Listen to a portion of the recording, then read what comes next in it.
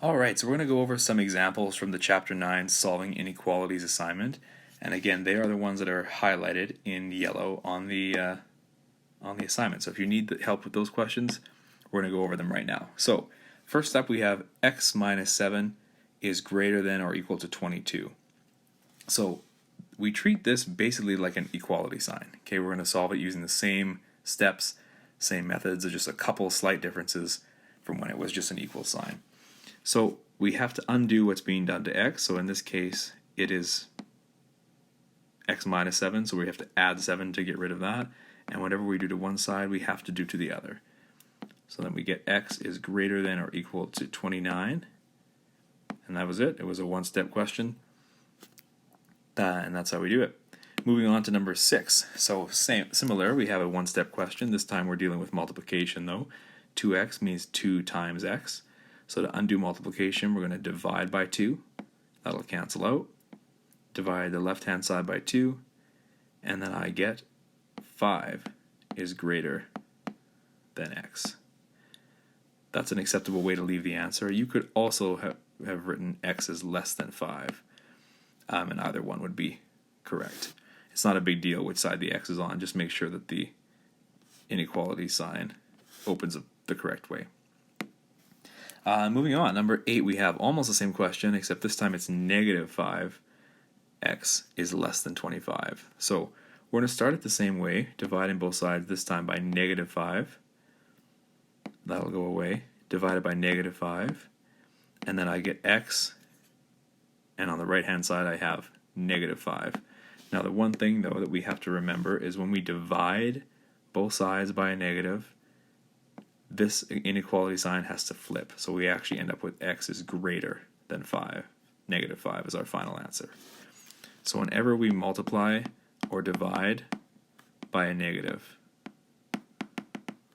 that's when we flip the sign. Alright, so if we wanted to do a quick check, which maybe we will for this first couple, we're going to plug in a number that is greater than negative 5. So an easy number would be 0.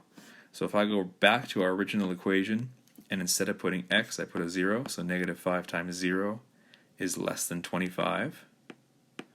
I get 0 is less than 25. And then you have to ask yourself, is this correct? Is 0 less than 25?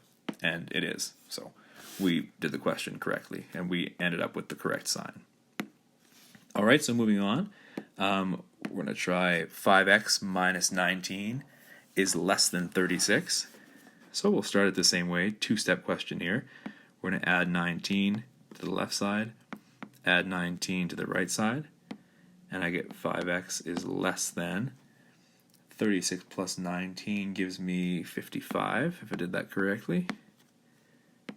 We'll divide both sides by 5, and because there's no negative sign involved here, we do not have to change the sign, so it's just x is less than 11. And again, this would be a pretty easy one to check as well, so let's find a number that's less than 11.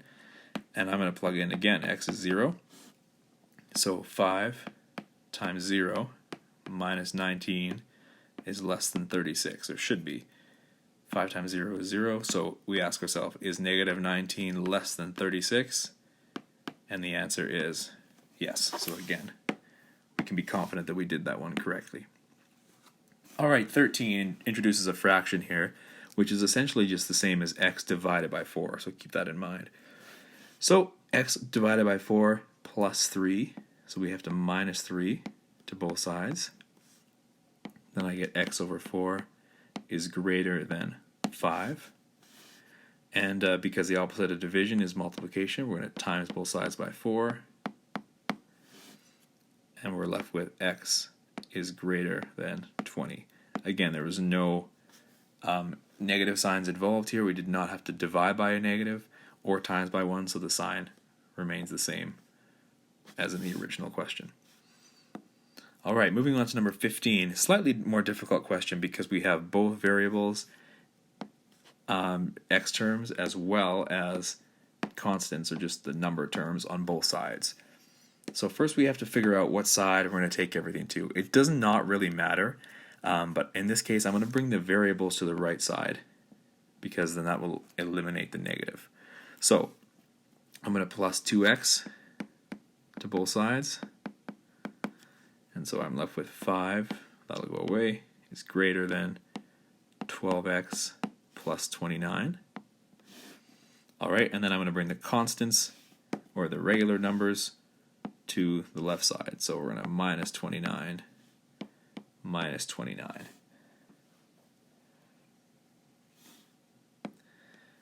So that leaves us negative 24 is greater than 12x.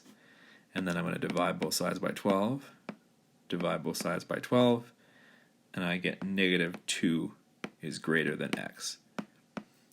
Now, because we took the x's to the right-hand side, we did not have to divide by a negative term. We just divided by a positive one, so we did not have to change the sign. If we would have brought the x's to the left-hand side at the beginning of the question, we would have. So just look out for that. Let's try number 23. So we have 9y minus 17 is less than or equal to 8 plus 6.5y. So introducing some decimals here, but we're going to treat it exactly the same. So same as the last question, I'm going to figure out which way is going to avoid the negative sign. So we have 9y on the left side, 6.5y on the right. So I'm going to bring the 6.5y to the other side. All right, so that'll go away, and then when we do that operation, 9y minus 6.5y, we get 2.5y minus 17 is less than or equal to 8. And then our almost last step here will be adding 17 to both sides. And I get 2.5y is less than or equal to 8 plus 17, that gives me 25. Last step will be to divide by 2.5, and again, because we figured that out in step 1, we do not have to deal with a negative, so we're left with y. We don't have to change the sign, so y is less than or equal to 25 divided by 2.5 is 10.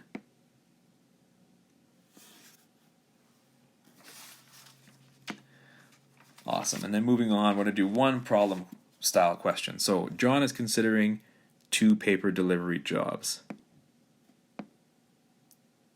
All right, nothing too important in that sentence. The advance will pay $10 plus 5 cents for each paper delivered daily. So the advance is going to give him $10 plus 5 cents. And then the times will pay $15 plus 4 cents for each paper delivered daily. How many papers delivered each day would make the advance the better offer? So to start off the question, we want to try and write an inequality with one variable. So I'm going to use the variable p, and this is going to be basically papers delivered. So how many papers is going to make the advance the better offer? So right now, advance is giving us $10 plus $0.05 or 5 cents per paper, right? So if I deliver one paper, I get $10 and 5 cents. All right, it's important that we do write it as 0.05 as well. Otherwise, we'll end up with different units. And then the times is giving us $15 to start plus only 4 cents per paper. And we need to write this inequality so that the advance gives us more money than the times. Okay, and then we're going to basically solve for p. So that's how we're going to set this inequality up. So we want advanced to be greater than the times. So I'm going to write what I have for advanced. 10 plus 0.05p has to be greater than 15 plus 0.04p. So I just plug the advance on this side, times on this side, And now we have an inequality, so that's step one. Now to solve it, we are going to bring the p's to one side and the constants to the other side. So we'll look and see which way is going to make it slightly easier. So we're going to avoid the negative again by bringing this to the left side. So minus 0.04p. So I have 10 plus 0.01p is greater than 15. And then we need to bring this 10 over to the right-hand side. So 0.01p is greater than 5. We're so close, divide by 0.01, and this is going to give us how many papers we need to deliver. So the number of papers has to be greater than 5 divided by 0.01 gives you 500. So if you have 500 or more papers, then the advance would be the better offer. Is the better offer. Alright, and there we go. If you have any other questions about any other specific things on this assignment, feel free to shoot me an email, and good luck.